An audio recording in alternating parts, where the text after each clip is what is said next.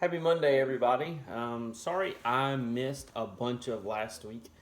Um, as I expected, I really struggled with kids going back to school, stuff like that, and finding the right pattern to my life so I could get this done. So, y'all, just please bear with me. Um, I'm just going to do a little bit better this week. How about that? And hopefully a little bit better the next week, and so on and so forth. I really appreciate everybody tuning in when I do make the videos.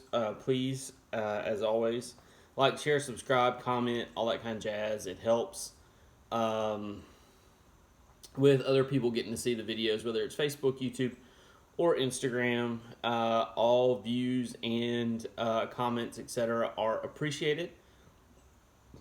And so, if you guys don't mind, we're going to kind of dive into something that came up in my personal daily Bible reading this morning. So I try to read a little bit of the Bible. I pray. I write kind of a journal about what I read, and then I do a devotional.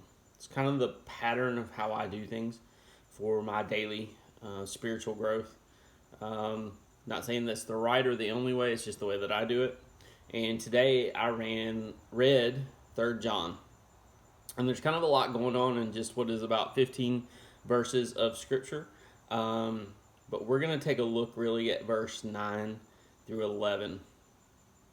So this is John, the Apostle John, reading. And in this passage he says, I have written something to the church. But Diotrephes, who likes to put himself first, does not acknowledge our authority. So if I come, I will bring up what he is doing, talking wicked nonsense against us. And not content with that, he refuses to welcome the brothers and also stops those who want to and puts them out of the church. Beloved, do not imitate evil, but imitate good. Whoever does good is from God, and whoever does evil has not seen God. Demetrius has received a good testimony from everyone and from the truth itself. We also add our testimony, and you know that our testimony is true. So I kind of want to really focus on our character here, Diotrephes. I'm probably saying that wrong. Y'all just forgive the West Tennessee in me. I apologize. He is a character here who obviously is a leader in the church. And he is doing lots of things that John's not real happy with. One of which is he's talking about John and the other pastors, apostles, whatever. And that is incredibly destructive. And what we call that nowadays is gossip. Now, gossip is anytime we hear people talking negatively about others. When we are making fun of people, maybe for their mistakes, maybe for the way they look, maybe for a lot of different things.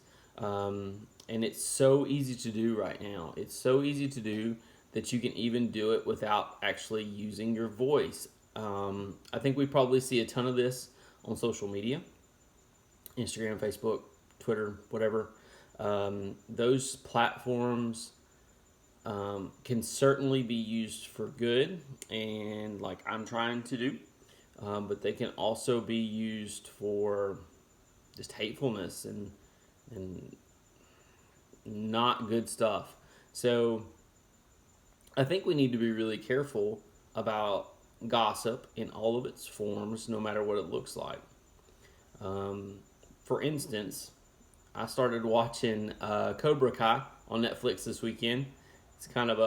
It's a spin-off of the Karate Kid movies as they're all grown up and going through stuff, and one of the young ladies in the show is being bullied and for her weight mostly, and she goes to join the karate dojo, and he asks her, the teacher, the sensei asks her about why she doesn't stand up to the bullies, and she goes, most of the time they're anonymous accounts. I don't even know who they are, but they're sending me all these mean messages. And in our day and time, it's just become incredibly easy to be a jerk. and there's no consequences for it. So when I grew up in the 80s and 90s, yes, I'm old, thank you for noticing, um, there were consequences sometimes if you ran your mouth. And not saying that violence is a good thing, but I think a lot of people were a lot more hesitant to say things than they are now. It's too easy to be mean. And that gossip is certainly destructive. It's destructive to like the individual, the person being made fun of or talked bad about or anything like that. And gossip's even destructive if it's true. If you're spreading something that somebody's done that they aren't comfortable with a lot of people knowing, that's certainly not a viable option either. But our gossip is destructive. It really has no place in the church. Whether you're talking about the Big C Church, which is the universal church, which is every Christian around the world, or the Little C Church, which is that place that you go on Sunday mornings and you worship corporately with people, even if you're doing it online right now, there's no place for that gossip in the church. And in my experience, the non-believers that I've worked with, talked to, etc., a lot of them grew up in church. And one of the things that drives them away from church the most is gossip. It's that little old lady for people of my generation growing up, or that kid in the youth group, or that one person's mom or dad who runs their mouth about you. Oh, do you know what so and so did? Do you hear what so and so did? Or do you know that Johnny or Susie's mom is an alcoholic or a drug addict? And it hurts that person to know they're being talked about. There's no love in it. There's no peace in it. There's no grace in gossip. And to be honest, we've driven, and I say we because I've participated in gossip in the past and probably will again because I'm imperfect. But we have driven people away from God simply by the words we choose to use. And that's awful. So my advice to you and to myself is don't talk about anybody unless you have a purpose for it.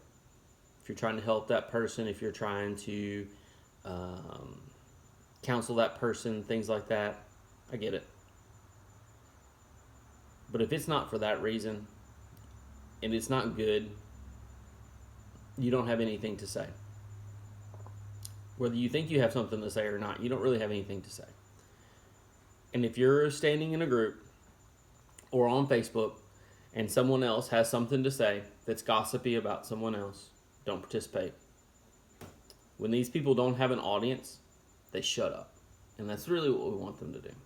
So as you go through your day and you have that urge to talk about somebody or to say that mean thing or whatever, just remember, you're hurting your witness. You're making it harder for that person to know Jesus. And how dare you? And, well, guys, I love you. I thank you again. Like, share, subscribe, comment, all that stuff. And we'll see you tomorrow.